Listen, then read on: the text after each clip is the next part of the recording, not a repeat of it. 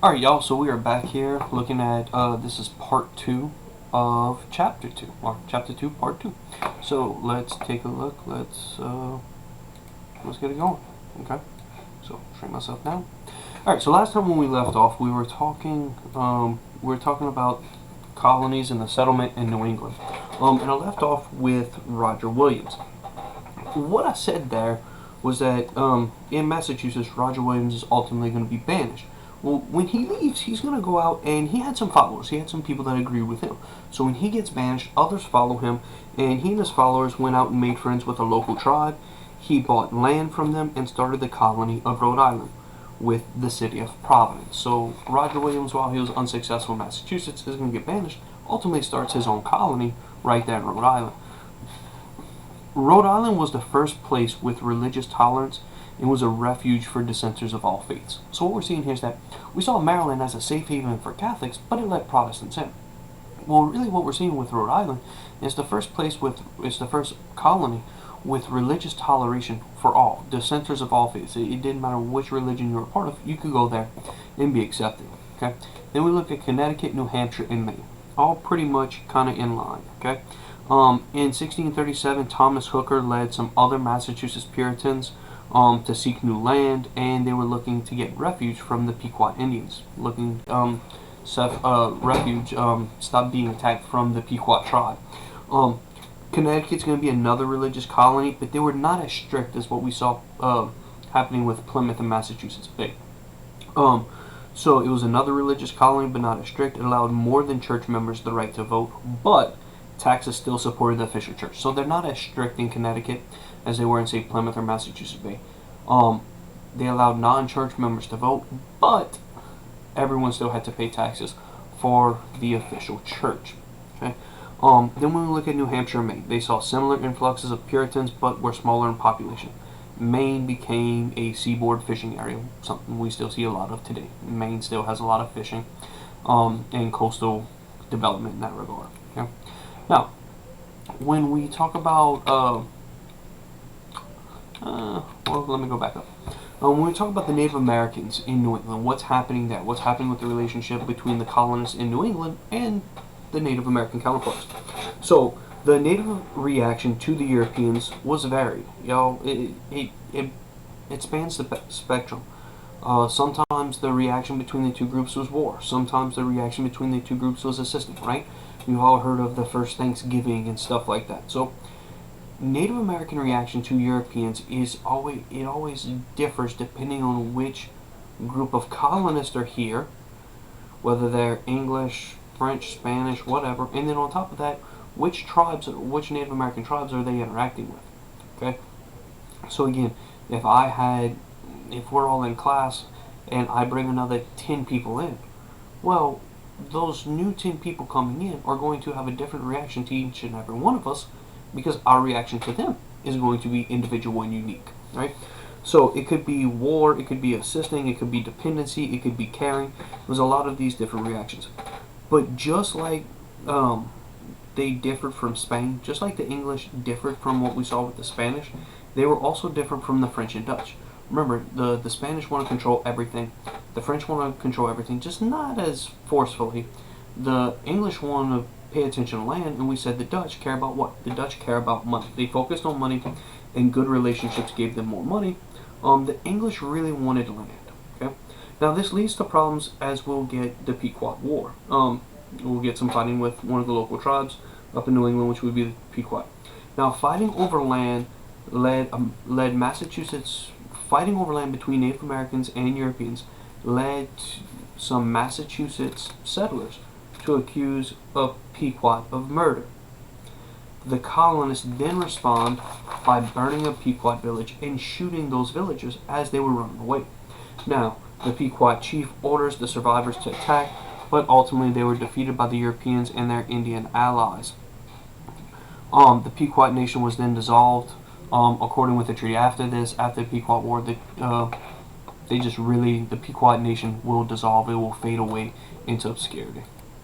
Okay, so again, after the Pequot War, ultimately the Pequot nation just kind of fades away. It's officially dissolved with the treaty, but really, it's just going to fade away no matter what. Okay. Now, what's that bring us to? The Restoration Colonies. Okay, so back in England, there are some major problems, and we have an English Civil War. Okay, I'm going through all this so you can kind of understand what's going on, and I'm going to simplify this for you and only tell you what you really need to know. What we see is that back in England, there are major problems, and we have an English Civil War.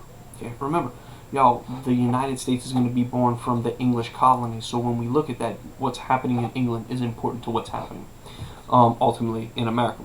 So King Charles I believed in this concept of divine right absolutism. Okay, what does that mean, y'all? Divine right absolutism. It basically means that he believed, and a lot of kings at this time throughout Europe believed in this, that they were ordained, they were chosen by God to rule over their entire country. Okay, like they were chosen by God. God had picked them specifically to rule over their country, and nobody could doubt that power. They had divine right absolutism. God, a divine being, chose them, and they had absolute power in their nation. There was no, okay, well, I want to do this, but let me check with Congress, or let me check with Parliament, or anything like that. They believed they had full and total power, absolute power, right? Well, in 1629, Charles I dismisses Parliament, okay? Now, basically, y'all understand this. Parliament is similar, not exactly the same, but similar to our Congress. Well, the king basically told Parliament, go home, I don't need you. Well, that doesn't go well. Imagine a president in the United States saying, hey, Congress, Senate, House of Representatives, go home, we don't need you, I don't need you, I have total power, okay? Y'all, no matter what your feelings on anything, we can all safely say, like, if that actually happened, that'd be a big deal. Y'all, we can argue about, and I'm not trying to get political, we can argue about what's happening on any given year under any given president. But again, to go that far where Charles dismissed Parliament, said, go home, I don't need you. I don't need you, I don't want you.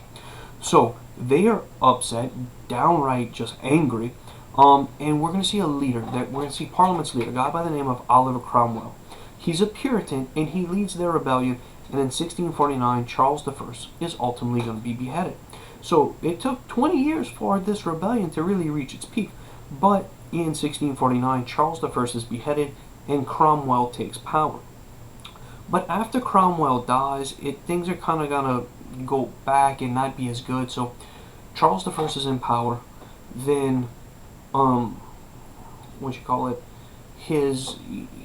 ultimately we start the English Civil War. Cromwell takes over. And then what happens? Things go okay for a little while, but when Cromwell dies, his son takes over. And the younger Cromwell doesn't do as well, and eventually the people of England say, let's bring the king back. Well, we can't bring the king back because we cut off his head, right? So they want to restore the monarchy, right? So the English people bring back the royals. They bring back Charles II. Charles II is the son of Charles I. Now, Charles II's a fun-loving, good-time Charlie. He married a Catholic. Remember, y'all, he's the head of the Anglican Church. He's the head, as king, he is the leader of the Church of England. But he ended up marrying a Catholic. He's sympathetic to them. He's relatively nice to them. So we see a lot of things happening here. And we kind of see how that plays out. And so, yeah, we talked about James the First was that first Stuart king. So we had James the First, then we get Charles the First, then Cromwell's son, Charles II, and then later on we're going to get James II. So James, Charles, Cromwell, Charles, James. I'll talk more about that when we go over it in class, but I just kind of want to give you that idea. Okay? So Charles II, fun-loving, good-time Charlie. Everybody kind of likes him. And y'all recognize this. Charles II understood his father was beheaded by Parliament, so he knows he kind of has to play ball. He knows he kind of just can't come in and try to act like this divine right, absolute king that can just do whatever he wants. He saw what happened to his father, and he has to be careful of that, making sure he doesn't step on too many toes while he's trying to lead the nation. Okay. Now, with the royalty restored, we get the Restoration Colonies, North and South Carolina. They are named after Charles. Just trust me on this when I tell you, Carolina, Carolingian, if you've studied any European history or world history or something like that. But Charles, Carolina, Carol, all kind of have a similar naming background. Anyway, Okay, so we get North and South Carolina. Many leaders and people came from the West Indies, places like Barbados, and they brought in a slave system and the cash crop of rice with it. Okay, so we see the the people who were coming into North and South Carolina. A lot of those people maybe had English background, but they also spent some time in the Indies, in the what we would consider the West Indies, places like Barbados and those islands off the coast, or in the Caribbean and whatnot. They came from the Caribbean into North and South Carolina. Now, when we look at the Southern Native Americans, y'all, early on the Carolina planters wanted large cash crops, but to get these they needed labor. It was expensive to get slaves and indentured servants. Okay, so they set up a trade with the local natives. Okay, there was a big trade relationship with the Creek Indians.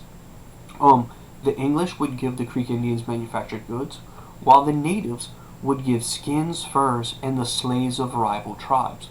So what we're seeing here, y'all, is that these English settlers who are coming in, they want slaves and servants because they want these big, huge cash crops. They want these big crops, so they need a lot of workers. So they want to bring in slaves. Well, it's really expensive for them to get slaves from Africa. So what do they start doing? They will start trading the Native Americans, in particular the Creek Indians. They will trade with them for what they have, for manufactured goods. Give those to the Native Americans. The Native Americans will then in return trade skins, furs, or slaves of a rival tribe. So maybe the Creek had a bad relationship with some other tribe. They got into a little battle, and some of those other tribesmen were taken as slaves. Well, now the Creek sell them or trade them to the British colonists. And what happens? Those British colonists say, okay, well, now we have some slaves. They work with them for a little while, but what happens? Those slaves kind of have an idea. Those slaves kind of have an idea of the terrain and the area in which they're in because they're from not that far off. So they have a good chance of escaping. So what do we see happening? The colonists will then take those Native American slaves and ship them further north, or ship them out of the Americas altogether. Why? Because now that they have a slave, they can trade that slave and bring in a slave from maybe, say, Africa, or from South America, or from the Caribbean. Basically bringing these slaves who won't have as good of an opportunity to escape as some of these Native American slaves. So what we see is that there was a big trade relationship with the Creek Indians. The English gave manufactured goods, and the Indians gave them skins, furs, and slaves of rival tribes. These native slaves often ran away because they had a little knowledge of the area. So the English often shipped them north and still brought in Africans for the work. So once they had a Native American slave, they could sell it, and then they had enough money to bring in African slaves. Okay? During the period of 1670 to 1715, more native slaves were exported than Africans imported. So keep that in mind, y'all. We always talk about all the African slaves who were brought over, and I'm not trying to diminish that at all. Like, that's a huge number, okay? But between 1670 and 1750, we actually see more Native Americans being transported out of the American South than we see Africans being brought in. So it's a really unique time period when we look at this entire context of slavery. Okay? So again, between 1670 and 1750, more Native American slaves were exported, sent out, than Africans brought in. All of this led to increased fighting between the tribes. Think about it, the Creek are trying to do more business, so they want more slaves. All of this led to increased fighting between tribes and increased tension between European powers. They all sought to gain an advantage. Everybody's looking to gain an advantage. This is another reason why, from here on out, y'all, until we get to the American Revolution, I want you to understand, every war we're going to talk about is going to be European and Native versus European and Native. Think about it. The French got along with that tribe, while the Spanish got along with that tribe. So when the Spanish start fighting the French, you think their tribes are going to fight against each other too? So, like, if Spain is fighting France, or England is fighting France, or England is fighting Spain, if any of the European nations are fighting, well, then over in the Americas, they have tribes that help them here in the Americas and tribes that hate them. So the ones that hate them will work with them in the battle, and the ones that hate them will join in the opposition, right? So all of our battles from now until the time we get to the American Revolution, are going to be on one side we're going to see European and Native, and on the other side we're going to see European and Native. Okay? So let's talk about some middle colonies. Okay?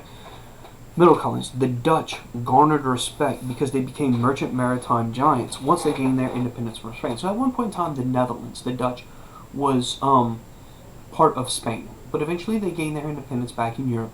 And when they start exploring and doing whatever it is they do in the New World, they become huge, y'all. They become this giant business. But you ever saw a business that got like too big, too fast? And like everybody loves that product, but the business can't keep up, and eventually people get mad because the company took their money, but they didn't ship their product for like 3 months and all this stuff, right?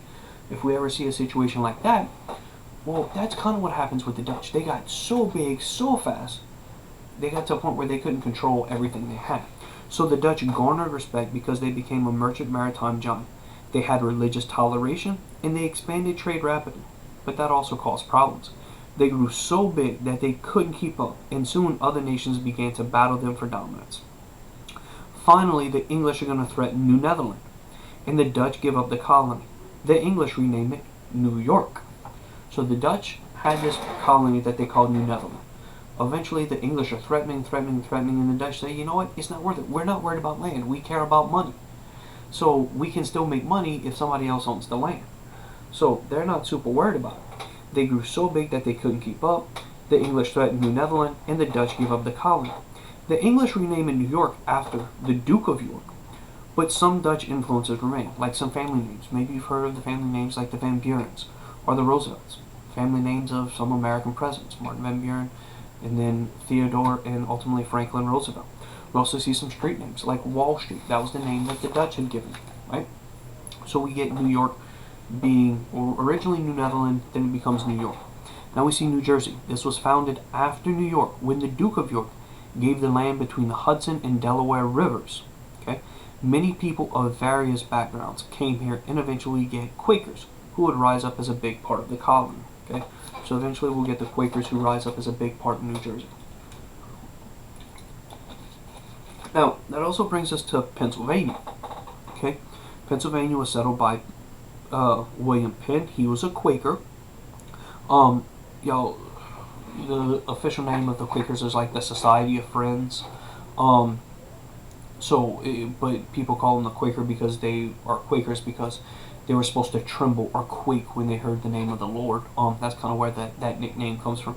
But anyway, Pennsylvania, settled by William Penn. He was a Quaker. These Quakers, they didn't believe in predestination, which, that was a big belief at the time. Predestination was this big belief in the time that, basically it was predetermined before you were born, whether you would go to heaven, whether you would go to hell, what's going to happen to you. Basically, like, your entire life was determined before you were born. A lot of people at the time believed in that. Quakers were unique because at the time they didn't believe in that. They did not believe in predestination.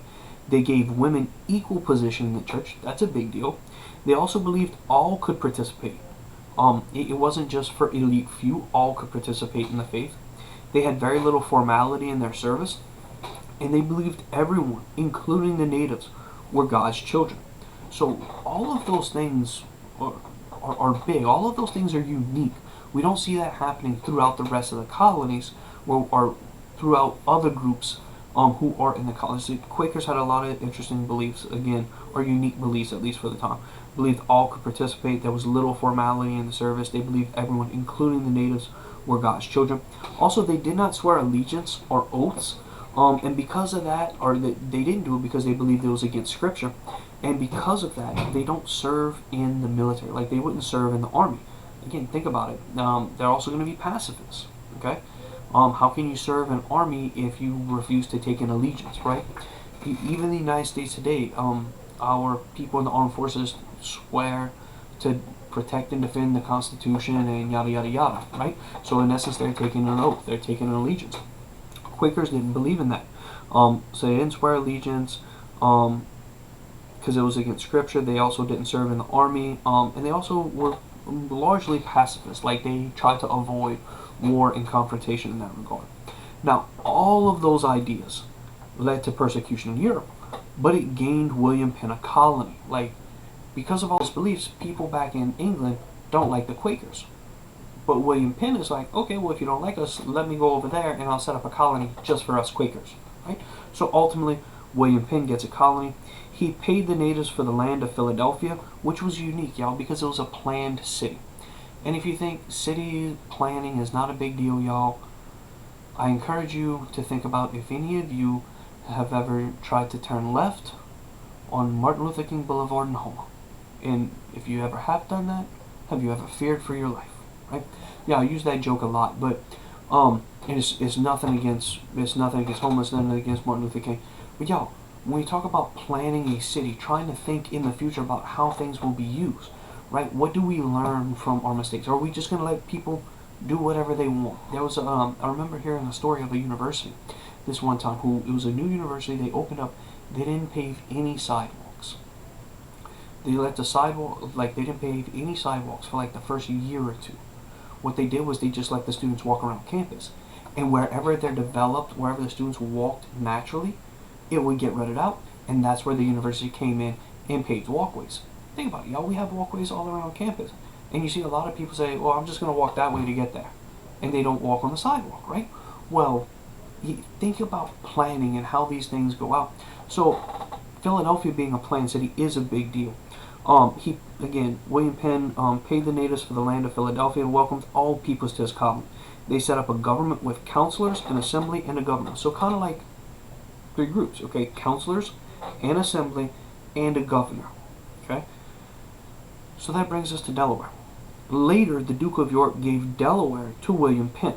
Okay, so later on, the Duke of York, this dude's got a lot of land to give out, and he's really nice, right?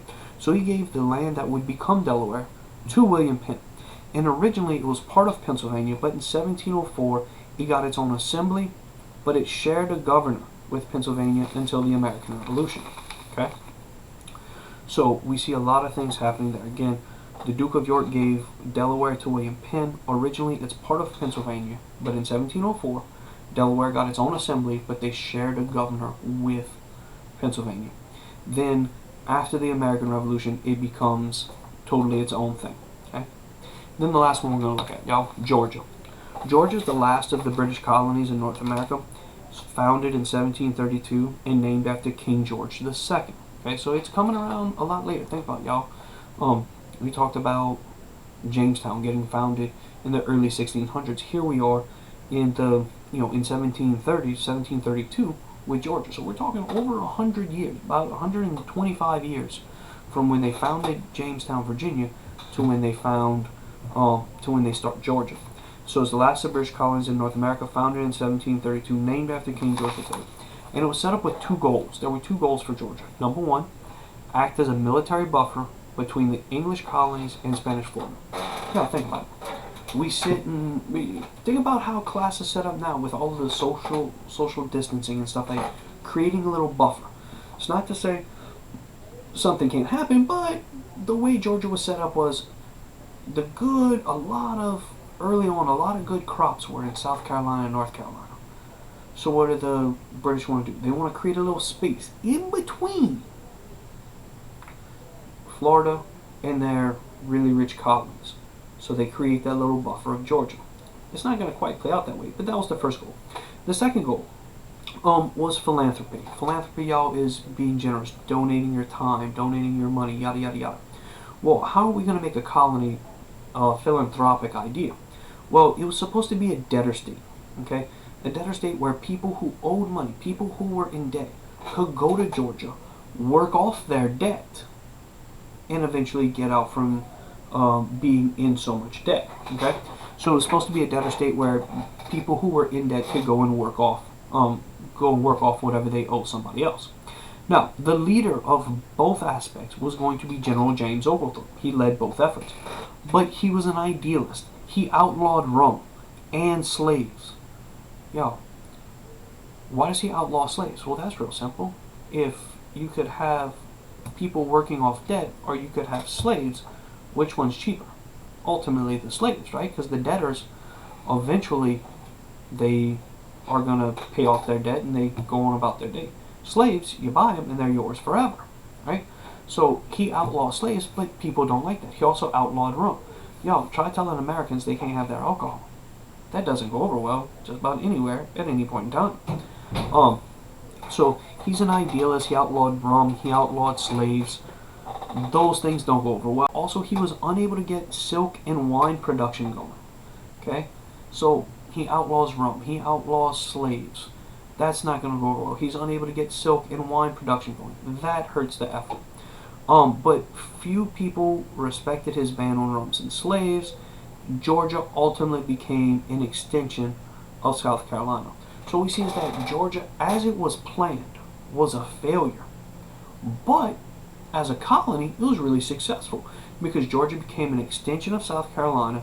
It was a commercial powerhouse, exporting rice, lumber, and creating positive trade with the West Indies. What I mean by creating positive trade is that you're sending out more than you're bringing in, right? Like, so when you trade, or think about it like this. Think about it from a business standpoint. If you sell enough, like if what you're selling your product at is enough for you to make money, then you're good. You're not losing money, right? Like if it costs you $8 to make your product and you're selling it for 10, you have a positive number right there. If you're selling it, or if it costs you $8 but you're only selling it for 6, you're not doing well, right? So what we see is that Georgia became an extension of South Carolina. It was a commercial powerhouse, exporting rice, lumber, and creating positive trade with the West Indies. So Georgia was unsuccessful as planned, but ultimately it was still a very successful colony. Okay. Now we look at the British success, y'all. When we talk about this, the overall British success is that they had no plan. Y'all, the British quickly took control of the Americas and became the leader in colonization. The British quickly took control of the Americas and became the leader in colonization. They were successful because they didn't have a plan and they allowed private investment to adjust accordingly. They were not hindered by royal monarchs that controlled every aspect of colonization.